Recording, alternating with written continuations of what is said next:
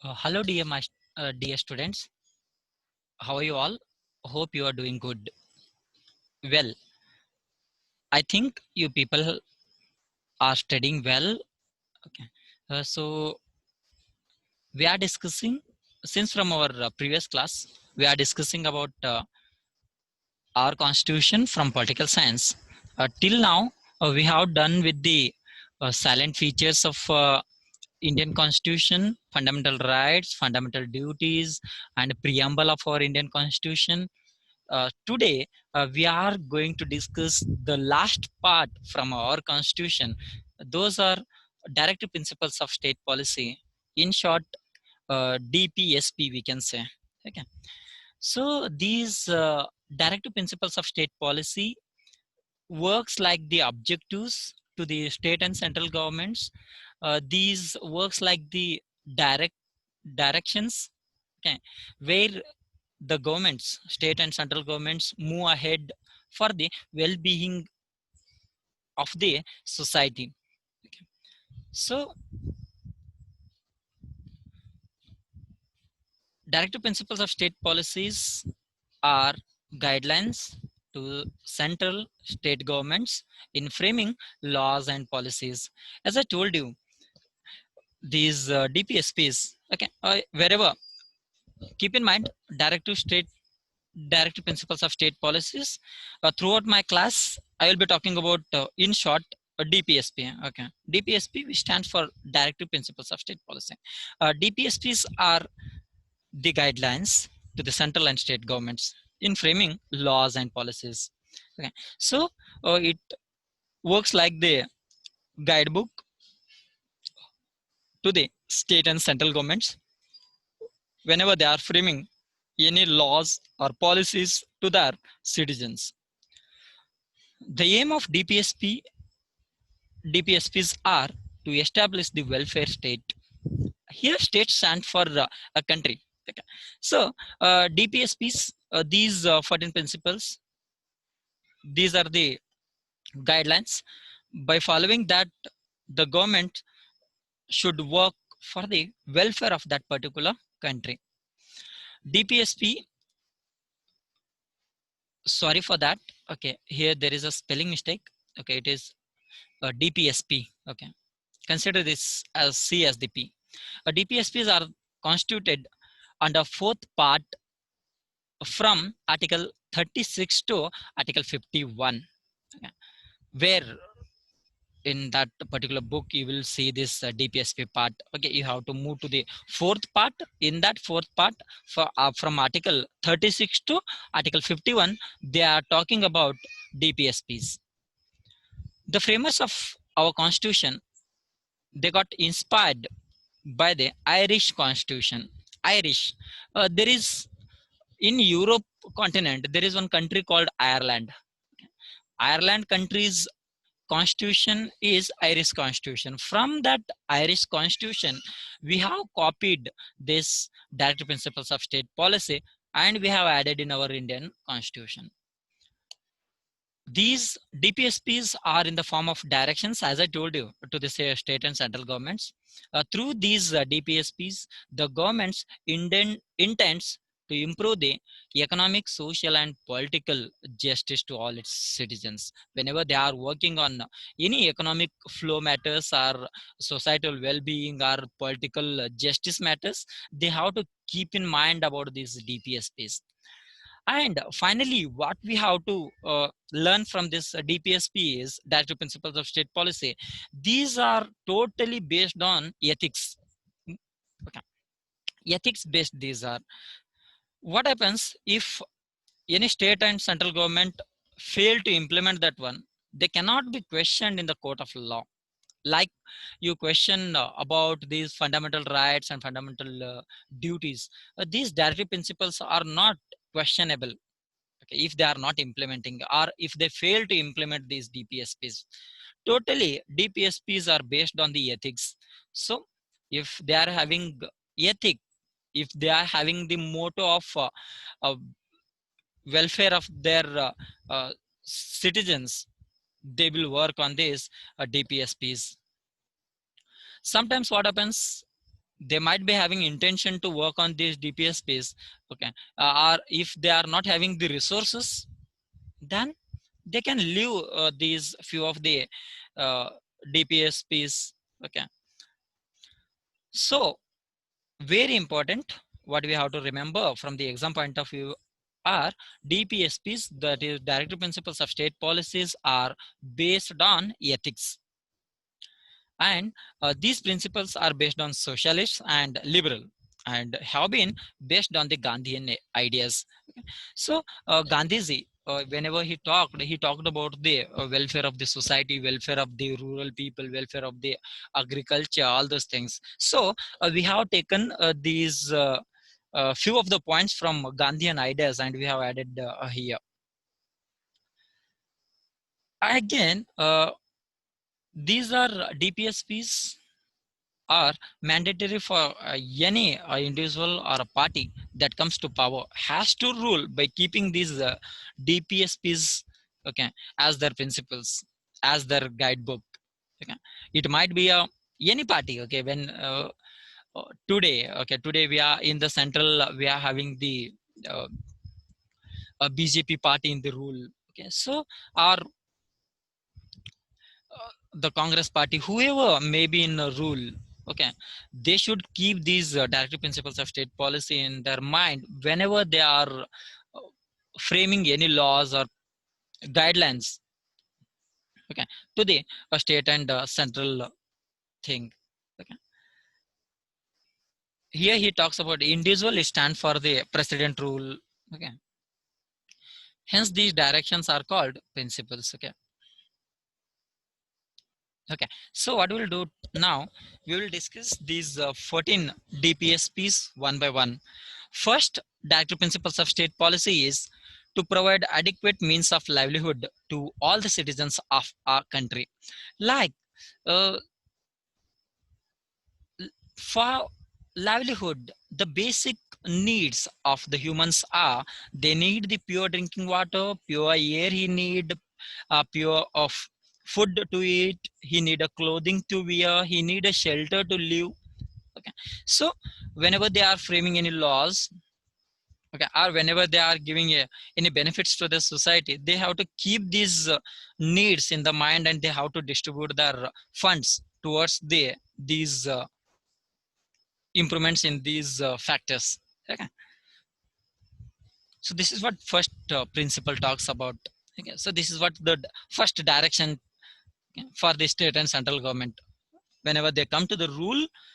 Okay, it is their ethic to take care of the safety to their citizens, to work on the they have to ensure that their citizens are getting proper drinking water, proper air, proper food, clothing, and so under these by following this principle itself, the governments, they are giving free homes to the many citizens, many poor people. Okay, and many governments, many state governments, they are working for hunger free state, okay, where they are providing free food to their citizens. Okay,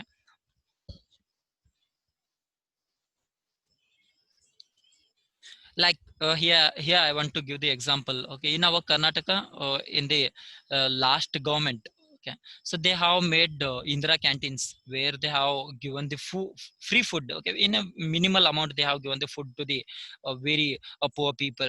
Okay, so that type of works, that type of funding, okay, they keep in mind from this particular first directive principles of state policy from the constitution.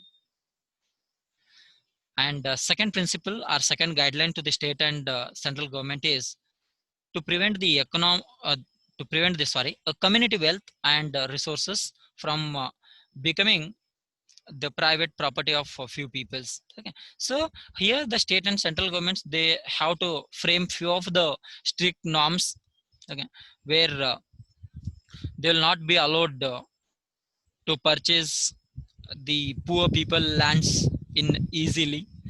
Okay, there should be a few strict rules and regulations in that. Okay, and there are state and central government, they have worked on it, and there are that is working. Okay, if the rich persons, okay, if they want to purchase the tribal people's land, okay, there are it is not possible, but there are many rules and regulations they have to keep in mind whenever they are thinking on purchasing those type of lands. Okay, so this is second uh, directive principles of state policy. When I come to the third directive principles of state policy, it talks about providing equal pay for the equal work, okay, both for the men and women. Okay, so we talk about the equality, right? So there should be equality in the providing the payments for men and women for the same job. Okay.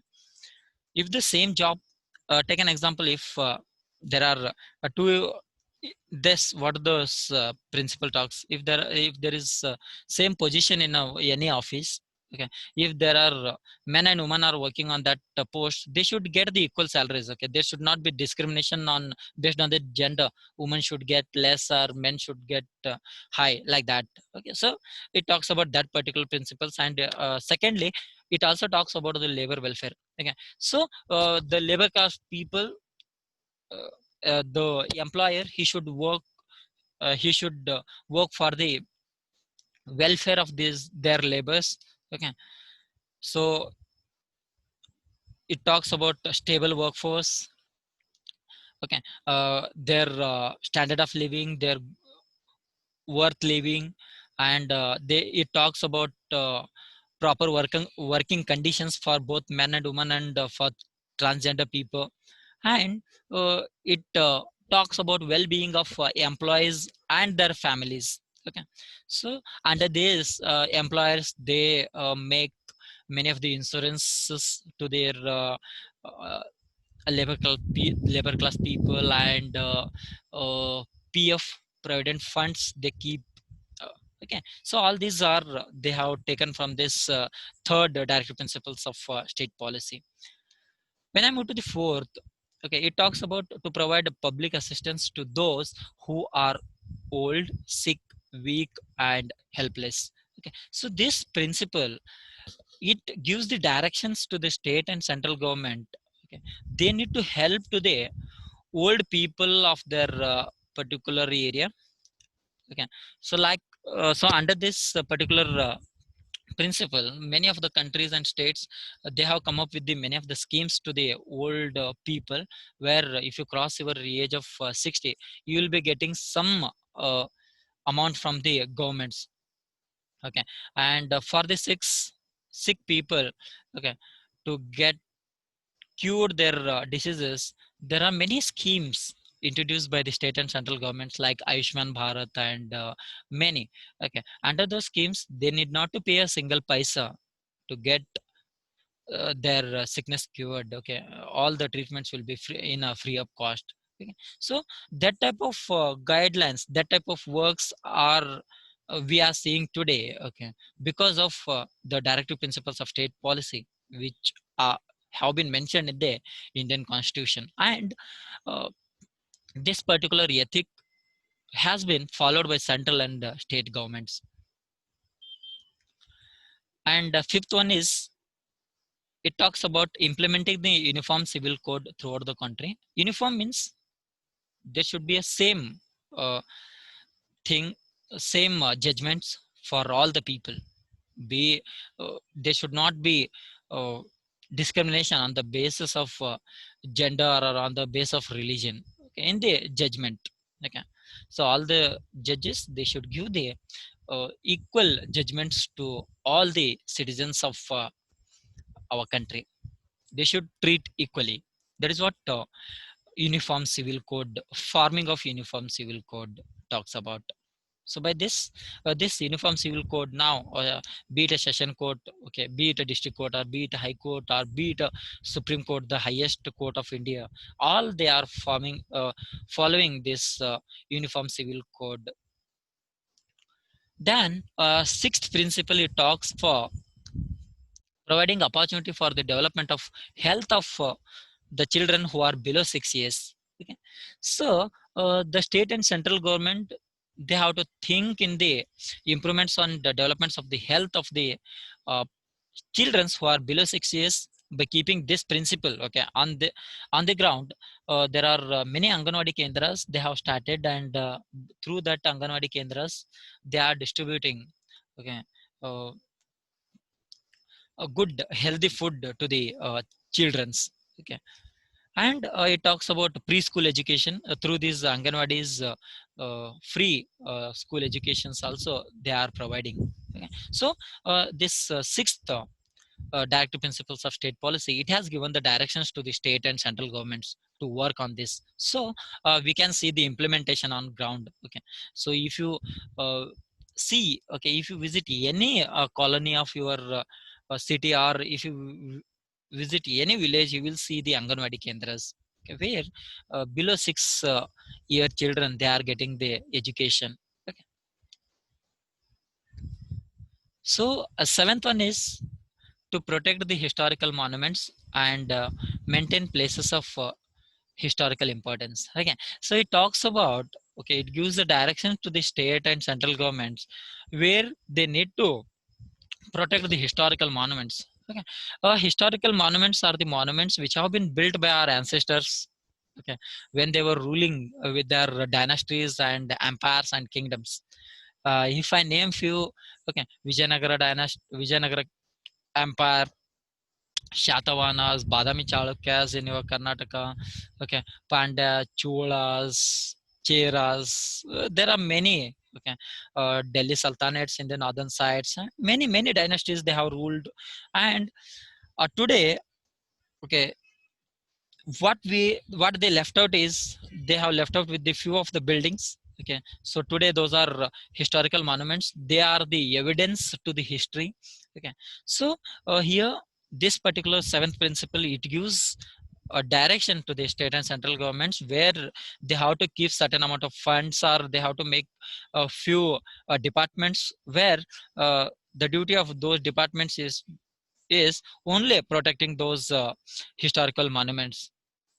Okay. So if I take your Karnataka example, okay, there are two departments. One is KSTDC, Karnataka State Tourism Development Corporation, and Archaeological Survey of India. Okay, this Karnataka part, Archaeological Survey of Karnataka, they are working in the protection of historical monuments. Okay, so we are following that principle, or our governments are following on that, and it also talks about maintaining the places of historical importance. Okay, so they have to protect it and they have to maintain it, okay. If any wall of any heritage monument has collapsed, they have to rebuild it, okay. They have to maintain it, they have to maintain it clean surrounding and all those things, okay. So this is the seventh principle or seventh guidelines given to the state and central governments. Then eighth principle is separating the executives from the judiciary, okay. It tells the governments they have to keep separate this executive body and the judiciary body, okay. They should not be mixed up in the executive and judiciary, okay. So if these executive people, if they start using this judiciary, then there will be many problems arises. That's why in the executive body what happens, this is the body where your president, prime minister, and state chief ministers will be working, where judiciary, supreme courts, high courts, district courts, and session courts will be working, okay. So this directive principles of state policy, it talks separating these two, okay, keeping separate, okay. There should not be mixture of executive and judiciary, okay. Then ninth principle is it talks about protecting the international peace and respecting the international law, okay. So it is one of the moral thing it talks, okay. So where our country have to strive, okay, whoever in the government maybe, they have to work for the international peace. It talks about maintaining a good relationship with your neighboring countries and along with the world, okay. So the governments, state and central government, they have to work for the by keeping the mind that there is one concept, vasudhaiva kutumbakam, okay, where the citizens of the whole world, they should think whole world is mine. Okay, I am sitting in this Karnataka, I should feel that I am a citizen of this world. Okay, vasudhaiva kutumbakam. Okay, I can travel to the USA, I can travel to the neighboring country, Nepal, Bangladesh, like easily. There should not be many strict rules and regulations in that. Okay, so all the countries, they have to work on this international peace and thing. Okay, in our Indian constitution, in the ninth principle, okay, that is the ninth directive principles of state policy, it talks about talks to the state and central governments, where they have to work on the maintaining the international peace, and they have to give the respect to the international law.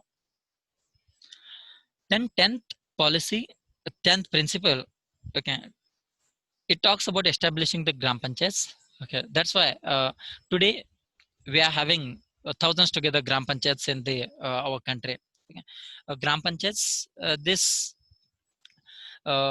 is at the rural level, where the leaders from their own society, okay, they will elect from that their from their people, and there will be a members, and for those members there will be a chairman. Okay, so through their through that chairman, members, and panchayat development officers from the governments, they will be working for the welfare of that particular village. Okay, they will be solving the village problems at the ground level. So this is the principle which talked about establishing the panchayats at the rural level, and it is working well in the Indian scenario. And you can see, if you visit your any of the villages of India, there is a development. Okay, they work for the basic needs. Okay, so they work for the providing the water facility to the village people. They work for the making the uh, roads, concrete roads, and many matters they will look after towards their issues. Okay, so it was mentioned in the directive principles of state policy. And again, one of the guideline to the state and central government is they have to encourage the rural and cottage industries. Yeah. So there are they are, indirectly it talks about helping the rural skills, and making them to empower in their skills. Okay, so there are ministries who are working for the development of these rural and cottage industries. Then 12th principle, it talks about organize and develop the agriculture and animal husbandry on modern lines. Okay, so animal husbandry, where professionally you are working for keeping these animals, and making money out of it. Okay, so where you are uh, keeping animals like your cow, there are many people, they are working, they are keeping a sheep in their houses, and there are few people who are working for there are many things they are working in this particular animal husbandry, and this gives the secondary revenue to the farmers. And it talks about developing the agriculture area also in the modern lines. Okay, and 13th principle is about to ensure the prohibition of liquor. Okay, so this particular 13th principle, when we are discussing this one, first thing we have to remind our introduction part, where we talked about directive principles of state policies are totally based on the ethics. Okay, if they are not following this one, no one should ask why they are not following these DPSPs. Okay, you see, it is totally based on the ethic. Okay, if they are not following these DPSPs, no one can go to the courts and ask them to implement. Okay, so this 13th principle, it talks to talks about prohibition of liquor. We all know, okay, liquor is injurious to their health. Okay, then also uh, I can say, I don't have the exact data with me, but I can say 30 to 40% people of our country will find they who are addicted with the liquor. But very few states who have prohibited the sale of liquor in their states. Like if I take the example of present day, I think Gujarat and Bihar, they have prohibited the sale of liquor in their state. Okay. It is it very difficult to stop the sale of liquor in the state. 14th one and last principle, it talks about ensuring the development of farming based on the scientific methods. As we are aware, farmers and farming, that is the backbone of our India. Okay, if you want to develop the India, you should have to take your farmers towards the development, then and then only you can see the dream of developed country. Okay. So by keeping in that one in the mind, our constitution framers, they have talked about this particular principle. Okay. So where we are converting our traditional system of farming to the scientific method. What the scientific method talks? We have to start using the technology. Like we have to start using the tractors and technology. Okay, in our modern day farming to develop the agricultural crops. Okay, the capacity we have to develop, and we have to make our agriculture farming, okay, developing towards the scientific thing. Okay, these thing. Okay, so in the I think in the European, there are few European countries where they are using aeroplanes to for the application of the pesticides.